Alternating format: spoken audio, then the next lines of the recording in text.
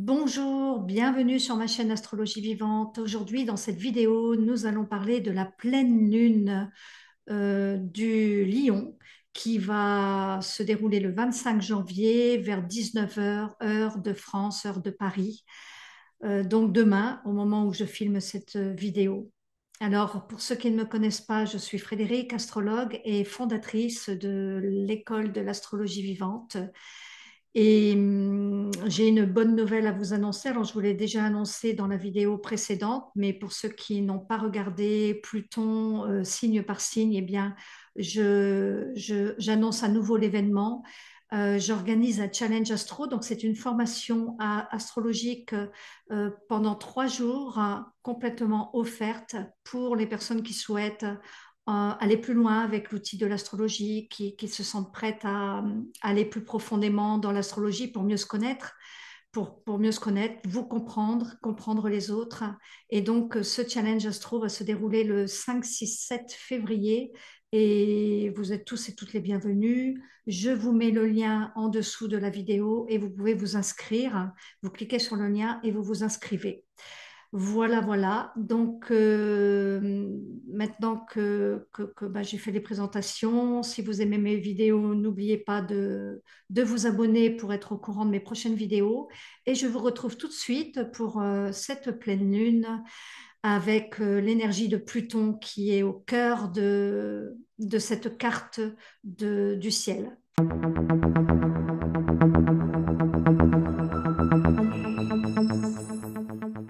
Alors, que peut-on dire de cette pleine lune du 25 janvier? Alors déjà, c'est la première pleine lune de l'année. Et la conjonction, alors une conjonction, c'est quoi pour les personnes qui ne connaissent pas? Une conjonction, c'est quand deux planètes entrent en interaction l'une avec l'autre et c'est quand elles sont toutes proches dans la carte du ciel. Alors, je vais afficher la carte du ciel, comme ça vous allez comprendre de quoi je parle. Voilà, nous avons le Soleil ici en Verseau qui maintenant a avancé puisqu'il est rentré, le Soleil est rentré donc le, le 20 janvier et on avait Pluton qui était tout collé. Alors à ce moment-là, ils étaient tous les deux à 0 degré en fait du Verseau le 21 janvier, le 20 et le 21 janvier, enfin aux alentours de ces dates. Et aujourd'hui, 5 jours après, donc 4-5 jours après, le Soleil a avancé, il se trouve à 5 degrés. Et vous voyez, Pluton, bien sûr, est resté toujours sur les 0 degrés parce que c'est une planète qui est très, très, très lente. Donc, une conjonction, c'est quand les deux planètes ici, bien, elles sont toutes rapprochées, vous voyez. Elles ont un écart de juste de quelques degrés. Alors, je rappelle aussi qu'une pleine lune, eh bien, c'est quand la lune est opposée au soleil. Alors, une pleine lune, c'est quand dans la carte du ciel, vous voyez que le soleil est à l'opposé. C'est ce qu'on appelle une opposition. Quand ils se font face dans la carte du ciel, vous avez la lune ici, dans le signe du lion, et vous avez le soleil qui est dans le signe du Verseau. Donc ça, c'est une opposition. La pleine lune, ça veut dire quoi? Ça veut dire qu'on est à l'apogée du cycle. On n'est pas au début d'un cycle, on est en plein milieu du cycle, on est à l'apogée. Comme un cycle lunaire, ça dure 29 jours environ, eh bien, ça démarre avec la nouvelle lune qui avait démarré donc le 11 janvier, si je ne me trompe. Et le 11 janvier, on a eu le démarrage, on va dire, de cette conjonction Soleil-Pluton qui n'était pas tout à fait encore formée, on va dire, mais qui commençait vraiment à se former. On pouvait quand même considérer que la conjonction a démarré au moment de ce cycle lunaire. Et donc, on fait partie du cycle lunaire de la nouvelle lune du Capricorne qui a eu lieu au 11 janvier. Et là, 14 jours après, eh bien, nous avons l'apogée, on va dire, du cycle lunaire avec la pleine lune où la pleine lune est claire puisqu'elle est complètement pleine, donc elle est claire la nuit. Et puis ensuite, on va avoir la phase descendante du cycle lunaire, de la pleine lune à la nouvelle lune. Et la lune, elle va continuer de décroître, de décroître, de décroître pour recommencer à faire une nouvelle lune. Et on va recommencer un nouveau cycle avec la prochaine nouvelle lune, qui sera d'ailleurs dans le Verseau. Donc, on n'a pas fini de parler du Verseau. Et là, pour cette pleine lune, ici actuelle, on a une pleine lune avec vraiment l'énergie de Pluton qui est au cœur de l'action. Ça, c'est un des faits majeurs de cette carte du ciel puisque les deux planètes se parlent, hein, Soleil, Pluton, et Pluton est également en opposition du coup avec la Lune. Ils se font miroir. Ici, vous avez ces deux planètes qui sont en opposition avec la Lune, ici. Ce qu'on peut remarquer tout de suite dans cette pleine lune, c'est que donc on a cette opposition ici. Et voyez, un autre fait majeur, c'est que c'est Jupiter qui entre en action, la planète Jupiter qui se trouve actuellement dans le signe du Taureau, qui entre en action puisque ça forme ce qu'on appelle un carré en T. Donc ça veut dire que Jupiter ici forme un carré avec le Soleil et Pluton et forme un carré avec la Lune. Donc, cette planète Jupiter, forcément, elle fait partie vraiment pleinement de cette pleine lune également. Donc, j'ai vraiment envie de vous parler de ce point-là. On parlera aussi du soutien que nous apporte cette pleine lune, peut-être avec Saturne, on verra, et Uranus, et puis la prochaine conjonction aussi que va former Jupiter avec Uranus. Puisque Jupiter est redevenu direct, hein. Donc Jupiter va commencer à rattraper, on va dire ici, la planète Uranus et va former une conjonction au mois d'avril avec la planète Uranus. Ce qui est aussi important dans cette pleine lune, et puis après je passerai à l'interprétation, c'est que nous avons Uranus qui est encore rétrograde. Alors Uranus qui est la planète du Verseau, et Uranus est encore rétrograde, et 2 jours après, c'est-à-dire 2 jours après, donc vers le 27 janvier, la planète va redevenir directe. Donc là, elle est en train de stagner, hein, elle est dans un état, on va dire, un peu stationnaire, un petit peu en suspens, elle ne bouge pas. Enfin, elle ne bouge pas de notre point de vue à nous, hein, attention, hein, parce que dans le ciel, tout est en mouvement, bien évidemment. Mais de notre point de vue à nous, elle est stationnaire et elle va reprendre sa marche 2 jours après.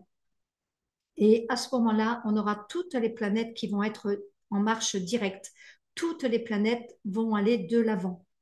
Donc, c'était comme si cette entrée, cette première pleine lune qui est extrêmement importante, puisqu'elle impacte, enfin, elle vient souligner cette énergie plutonienne, elle vient la prendre avec nous, vous voyez, elle vient embrasser cette énergie plutonienne qui est au cœur de cette pleine lune.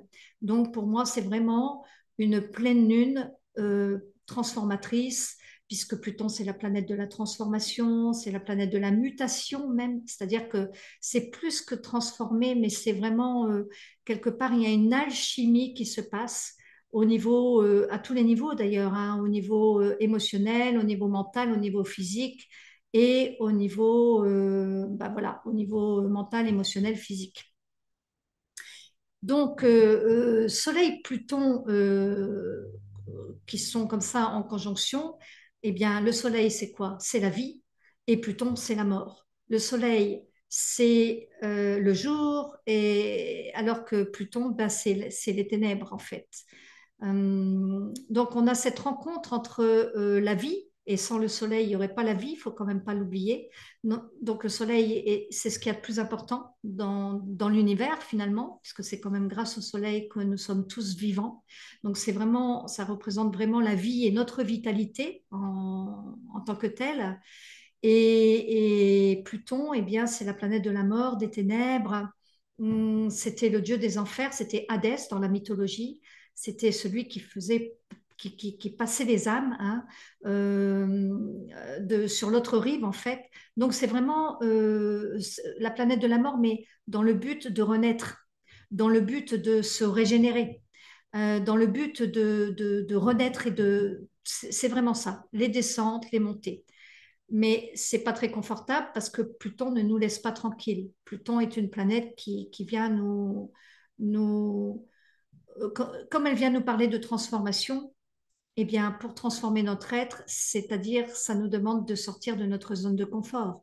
Ça nous demande d'aller vers des transformations, donc de lâcher des choses et de lâcher prise, de lâcher des choses, d'accepter les changements qui s'opèrent, d'accepter, d'observer aussi nos résistances, parce que comme Pluton met la lumière dessus, puisque Pluton, c'est une planète qui va chercher la vérité aussi, qui va dans les profondeurs, D'ailleurs, quand on parle de la psychologie des profondeurs, c'était un livre qu'avait écrit Jung. Eh ben, c'est tout à fait ça, c'est-à-dire c'est là on est vraiment avec Pluton qui va dans les profondeurs chercher la vérité. Et aussi, il faut savoir que dans les profondeurs, dans les ténèbres, dans nos ombres, eh bien, il y a la lumière. Et c'est ce que représente en fait cette pleine lune avec la lune qui est en face, vous voyez, la lune qui est en face ici et qui éclaire je ne vais pas dire de mille feux, mais qui est vraiment très éclairante. Eh bien, elle vient éclairer et le soleil vient éclairer la lune et la lune vient éclairer le soleil. En fait, ils se reflètent l'un l'autre. Et le soleil, n'oublions pas que c'est la planète du lion. Donc, la Lune qui se trouve dans le Lion, elle est vraiment dans l'énergie aussi du Soleil. Et la Lune ici vient nous parler donc des émotions. Elle est pleine et elle vient activer quelque part un processus pour éclairer ce processus de transformation, qu'on le veuille ou pas. C'est-à-dire que c'est un processus de transformation qui est nécessaire et si on est dans la résistance ou si vraiment on n'a pas, on n'a pas envie de changement, eh bien, c'est possible aussi que les événements extérieurs ou que la vie se manifestent dans différentes façons pour nous faire comprendre qu'il est quand même temps de changer de paradigme. Alors, quand je parle de changement de paradigme, là, c'est surtout au niveau aussi de la pensée. Parce que le Verseau, c'est un signe d'air, c'est un signe qui est relié à notre mental et qui est relié aussi à Uranus, donc la planète Uranus, qui est quand même le mental supérieur. Alors que Mercure, c'est l'octave, on va dire, inférieure de Uranus. C'est pas péjoratif ce que je dis, hein. Mercure, c'est la planète de la pensée, de l'intellect, de la communication, et on a besoin de nos cinq sens pour se construire, et on a besoin de ces cinq sens, et on a besoin de notre mental, le mental de Mercure, finalement, pour aller pour traverser le pont qui va nous amener vers notre mental supérieur. Mais quoi qu'il en soit, on est avec cette ère du Verseau, on est dans une ère où on va aller petit à petit développer, développer ou accéder à ce mental supérieur. Donc, parce que l'énergie du Verseau, c'est le verseur d'eau. Et le verseur d'eau, comme je dis tout le temps, hein, bon, c'est pas l'eau juste de l'eau, c'est l'eau cosmique, c'est la Voie lactée, c'est l'eau de l'univers, c'est l'eau du cosmos.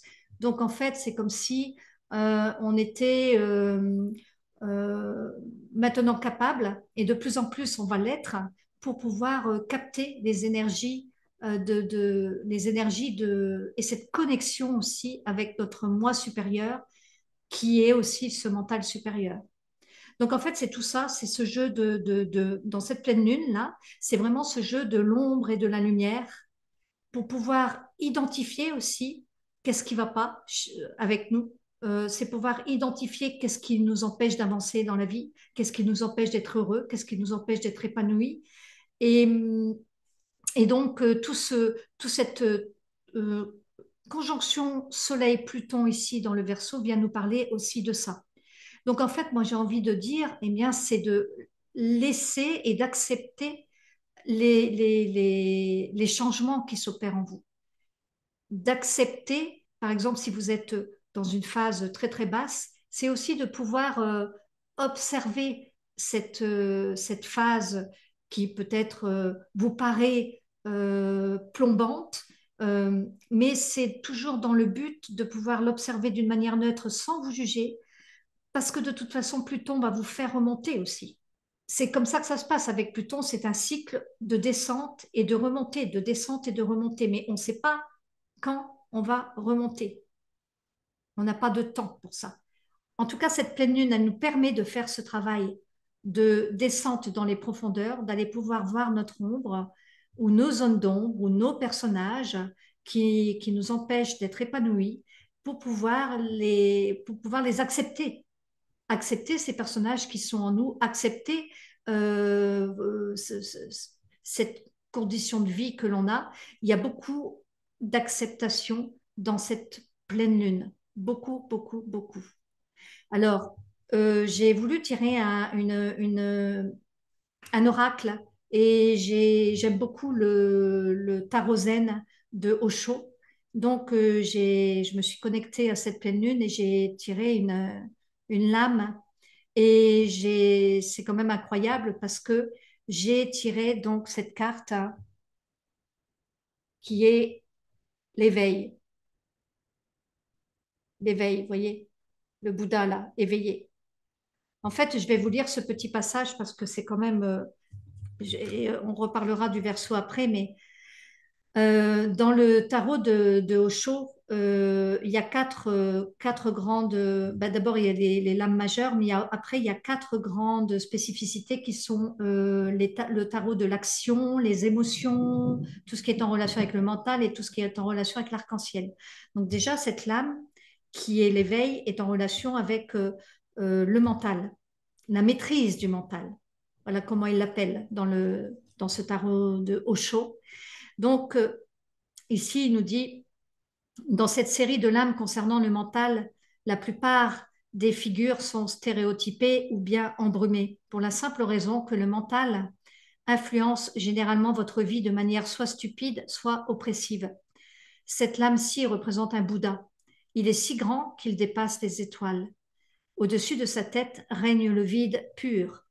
Il représente l'intelligence consciente qui s'épanouit en nous, en tous, et en tous ceux qui deviennent le Seigneur et maître de leur mental et sont désormais capables de l'utiliser comme le serviteur qu'il est. Donc le tirage de cette carte signifie qu'une clarté cristalline est à présent possible.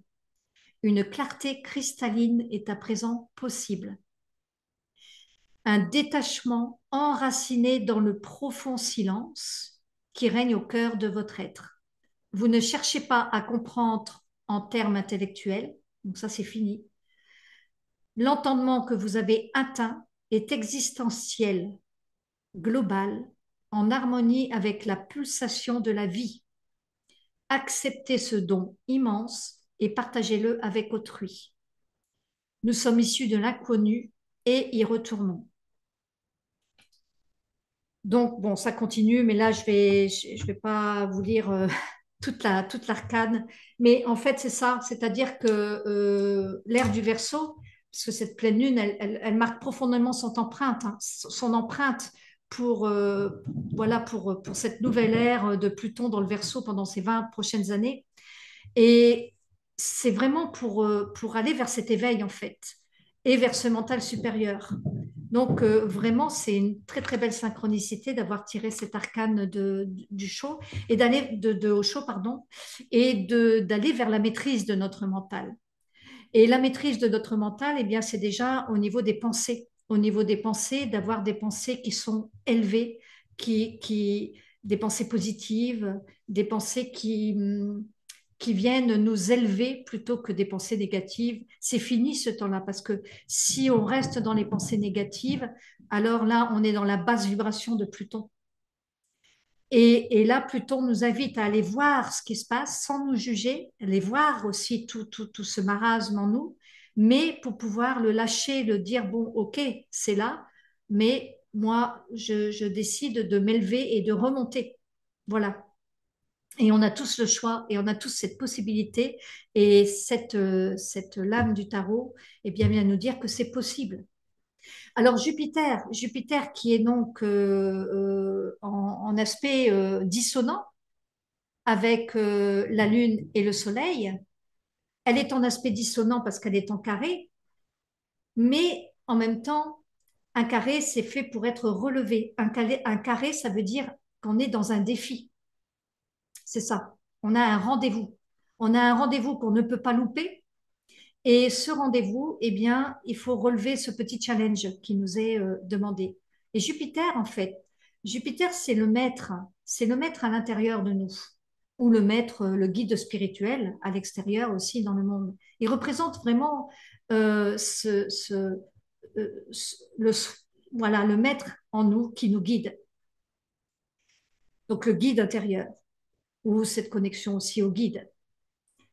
Et Jupiter, c'est aussi la planète de l'expansion. C'est le grand bénéfique du zodiaque. C'est la planète de l'expansion. Là où il est, il va expandre, il va prendre la place, de la place, de la place. Et il va donner, donc, il va prendre beaucoup d'espace et il va tomber aussi un peu dans le défaut, on va dire, dans l'exagération. Donc, ce qui peut se passer ici avec Jupiter, ici, qui est en carré dissonant avec la Lune et le Soleil, alors déjà de faire attention aux émotions avec la Lune, puisque la Lune représente les émotions. Et la Lune aussi, euh, comme là, nous sommes en pleine Lune et que c'est donc la Lune qui est opposée au Soleil, vous voyez, eh bien, c'est toujours un moment, la pleine Lune qui dure 3 jours, vraiment plein, un jour avant, un jour pendant, un jour après, vraiment dans les énergies de la pleine Lune.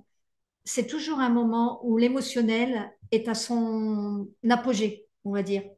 Donc, il peut y avoir des manifestations qui sont, on peut avoir le sommeil agité, on peut être beaucoup stressé, on peut avoir des choses qui viennent nous perturber émotionnellement. Et à chaque pleine lune, ça c'est pour chaque pleine lune de toute façon, le truc c'est de trouver l'équilibre entre les deux. C'est-à-dire de trouver l'équilibre entre cette objectivité qu'est le soleil là et la lune qui est la subjectivité et toute notre partie émotionnelle. C'est de pouvoir trouver un équilibre. Alors Jupiter aurait tendance à vouloir exagérer peut-être, de faire ressortir plus encore les émotions. Donc si c'est le cas, eh bien acceptez aussi ce moment, on va dire, parce que ce moment, c'est un moment privilégié que vous pouvez avoir avec vous-même, avec donc la planète Jupiter, un moment que vous pouvez avoir avec vous-même pour être guidé, pour trouver votre direction, pour trouver, euh, parce qu'en fait, Jupiter va prendre de l'espace, va expandre, va donner de cette expansion. Mais du coup, tout va être exagéré. Mais si tout est exagéré, c'est pour que vous puissiez le voir. C'est comme ça qu'il faut le voir. Donc, s'il y a vraiment un flux d'émotions, et c'est normal puisque c'est une pleine lune qui est très transformatrice, et une transformation, ben, c'est pas, ça fait pas sans, ça se fait pas sans remous, ça peut, hein. Mais bien souvent, c'est quand même, c'est comme des transformations, c'est quand même, surtout avec Pluton, c'est quand même mouvementé, perturbant, challengeant. Ça peut être même angoissant. Ça peut être, on peut être mis dans des peurs. Euh, donc, et c'est tout un moment ici dans cette pleine lune qui va être en exergue en fait. Tout va être à fleur de peau, tout va être comme si tout va remonter, tout va remonter, tout va être mis à la surface. Et, et c'est pour aller voir ça, pour aller voir ce processus, pour pouvoir dire bah, maintenant, je peux le renvoyer d'où il vient dans l'univers. Et dans ce signe du Verseau, qui nous connecte à notre mental supérieur, c'est de pouvoir aller vers ce mental supérieur, de pouvoir lâcher toutes ces émotions, de pouvoir les retourner à l'univers en fait. Là, nous sommes dans l'axe Verseau-Lion, hein, donc c'est l'amour. Les valeurs du Verseau et du Lion, c'est l'amour. Le lion, c'est l'amour, j'ai vraiment besoin d'être aimé, j'ai besoin d'être vu, j'ai besoin d'être reconnu, j'ai besoin d'être aimé. Et c'est aussi la valeur que l'expression de soi et la valeur que l'on a de soi. Mais c'est relié au moi, c'est relié à l'ego ici, dans le lion. Alors que dans le verso, c'est l'amour, mais c'est l'amour universel, c'est l'amour fraternel, c'est l'amour collectif, c'est d'aller vers un amour, euh, je ne peux pas le dire autrement, c'est d'aller vers l'amour universel. Donc en fait, on a tout ce jeu entre l'amour égotique, l'amour humain, l'amour, voilà, j'ai vraiment besoin d'être aimé, d'être vu, j'ai besoin aussi d'aimer, j'ai besoin de rencontrer un homme, de rencontrer une femme, l'amour humain. Et ici, l'amour fraternel, l'amour universel, l'amour qui n'est plus égotique, l'amour qui est on va attendre vers ça. On a 20 ans hein, pour faire ça. Donc, on est à l'aube. Hein. On est à l'aube de ce genre de compréhension. Mais voilà, c'est vraiment l'ère de l'amour universel. C'est vraiment l'ère de la religion universelle. Il y aura plus les religions ici risquent de tomber dans cette ère du Verseau. Je ne parle pas de cette pleine lune, hein. Je parle des 20 ans à venir. On va aller vers une ère universelle, de comprendre qu'on est tous interconnectés, on est tous un, on est tous unis, on est tous frères en fait, frères et sœurs en fait dans l'humanité. Et en même temps, on est dans notre individualité, c'est-à-dire qu'on est conscient de nous-mêmes. Et donc, c'est tout ce jeu de transformation ici dans la pleine lune qui nous est proposé, d'aller vers cet éveil, donc de cet éveil du Bouddha, en fait, hein. Mais bon, avant d'aller vers l'éveil du Bouddha, eh bien, il va falloir déconstruire pas mal de personnages qui sont en nous, pas mal de personnages, et c'est tout ce que cette pleine lune nous propose. Alors, ce qu'on a avec nous comme soutien, c'est que Jupiter, comme je disais, il exagère, il prend de la place, donc peut y avoir une sensation d'émotionnel exacerbé, hein. Mais en même temps, on a Saturne qui donne un beau sextile avec Jupiter. Vous voyez, donc la planète Saturne qui est elle, très raisonnable, qui est elle dans la maîtrise, dans la raison, dans la distance aussi, c'est-à-dire qu'elle prend de la distance par rapport à ce qui se passe, elle prend du recul. Alors ici, ça va venir un peu temporiser cette exagération, cette amplification de Jupiter. Et puis, vous voyez Uranus ici, qui va reprendre sa marche directe, Uranus, la planète du Verseau, donc qui va reprendre sa marche directe. Et après, tout va commencer à aller de l'avant. Tout va commencer à aller de l'avant on va commencer à se préparer pour accueillir ce deuxième fait marquant dans l'année qui sera la conjonction de Jupiter avec Uranus. Donc Jupiter, Uranus, ça va être vers le 20-21 avril exactement, mais cette conjonction, en fait, va avoir un impact pendant un mois avant, un mois après, donc on va dire 2, 3 mois, on va être dedans. Donc on considère que même début avril, on va pouvoir être dans cette énergie de la conjonction Jupiter-Uranus.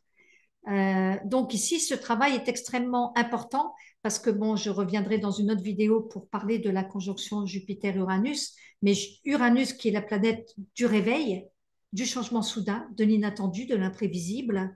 Euh, Jupiter qui est une planète spirituelle finalement, qui est la planète du guide intérieur ou du maître spirituel, euh, rejoignant la planète Uranus, c'est quand même tous les 84 ans que ça se produit dans le taureau, hein. Et rejoignant, et sinon c'est tout, c'est pas souvent en fait qu'on a ce genre de conjonction. Donc c'est quand même un fait marquant. Mais surtout, en plus, là, on n'avait pas Pluton qui était dans le Verseau quand cette conjonction se formait dans les années précédentes. On n'avait pas Pluton dans le Verseau. Donc là, ça va être tout à fait nouveau. Donc, ça va être tout à fait nouveau dans le sens où, en plus, ça va tomber dans la période de Shambhala, dans la période du Vesak, qui est une fête mondiale bouddhique euh, où, à la pleine lune du mois de mai, enfin, en fait, cette année, ça va être un petit peu différent parce qu'on parle de la pleine lune du mois de mai, mais cette année, on parle surtout de la pleine lune qui a lieu dans le taureau scorpion. Et cette année, ben, la pleine lune aura lieu fin avril. Cette pleine lune taureau-scorpion aura lieu fin avril. Et donc, on sera déjà dans les énergies du Vésac alors à ce moment-là. Et on sera en plein dans cette conjonction Jupiter-Uranus qui va vers ce grand réveil. Le réveil avec Uranus qui représente le mental supérieur, qui représente le réveil de qu'est-ce qu'il faut pour se réveiller? Qu'est-ce qu'il faut? Ben, quelquefois, il faut un petit peu des coups de bâton. Un Jupiter qui arrive, eh bien, ça va donner de l'ampleur, ça va donner de l'espace, ça va donner de l'extension, de l'expansion à tout ça. Et tout ça pendant les fêtes du Vésac, qui est que pendant la fête du Vésac, c'est les énergies du Bouddha et du Christ elles fusionnent pour venir donner des bénédictions sur la terre. Donc c'est tout un processus, hein. À ce moment-là, je vous invite à aller voir ce que c'est, cette fête du Vésac, cette fête de Shambhala. Mais tous les ans, à cette période-là, c'est une période où le pic, on va dire, des énergies spirituelles est à son apogée. Et justement, on aura cette fameuse conjonction qui va être à son apogée aussi à ce moment-là. Donc, c'est quand même un moment incroyable que l'on peut vivre cette année, avec non seulement l'entrée de Pluton, cette pleine lune là où Pluton est au cœur de l'action, oh, et puis ensuite pour aller, donc c'est toute cette préparation qui est en cours pour aller à ce fameux moment du Vésac et de Shambhala fin avril-mai. Voilà ce que l'on peut dire de cette pleine lune. Il y aurait encore beaucoup à dire, mais ben, je vais m'arrêter là pour aujourd'hui. Peut-être que on va quand même parler des signes euh, pour savoir quels signes vont être les plus impactés. Alors, tous les signes, moi j'ai envie de dire tous les signes vont être impactés parce que tout le monde a Pluton dans le signe du Verseau, tout le monde a une pleine lune, tout le monde vit cette pleine lune. Après, ça dépend dans votre thème. Ce qu'il faut regarder, c'est dans quelle maison ça tombe. Euh, pour les personnes qui connaissent l'astrologie, de regarder dans quelle maison tombe votre pleine lune pour la relier à un certain domaine de vie. Et puis pour les autres qui ne connaissent pas l'astrologie, ben, vous pouvez toujours consulter pour savoir ce qu'il en est, pour avoir une guidance, pour avoir des directions. Et sinon, donc ça c'est pour la carte personnalisée. Sinon, les signes les plus impactés, évidemment, ça va être le Verseau et le Lion. Alors, les signes les plus impactés, eh bien, ça va déjà être le Verseau et le Lion. Ici, puisqu'on a le soleil en Verseau, on a la lune en Lion. Donc, ça va être déjà les deux signes. Et puis ensuite, on va avoir les autres signes d'air et les autres signes de feu. Puisque le Lion, c'est un signe de feu. Donc, on va aussi avoir le Bélier, le Sagittaire et les deux autres signes d'air, le Gémeaux et la Balance. Et surtout pour les premiers décans de ces signes-là. Donc, les 10 premiers degrés, donc les 10 premiers jours du démarrage des signes astrologiques. Par exemple, pour le Verseau, ça démarre le 20 janvier. Eh bien, on va dire que ceux qui sont nés du 20 au 30 janvier, à peu près, hein, eh bien, vont être plus concernés que ceux qui sont nés déjà mi-février. Et bien sûr, le signe du taureau et le signe du scorpion, ça va être un petit peu plus challengeant puisque ces deux signes sont en carré. Voilà ce que l'on peut dire pour cette pleine lune. Eh bien, moi, j'en ai fini ici aujourd'hui avec les explications de la pleine lune. Si vous avez aimé ma vidéo, eh bien, pensez à la partager, à liker, à vous abonner. Et si vous souhaitez donc faire ce challenge offert, cette formation offerte de 3 jours, eh bien, je vous invite à vous inscrire via le lien ci-dessous. Je serai ravie de vous accueillir. Je vous dis à une prochaine vidéo. Merci.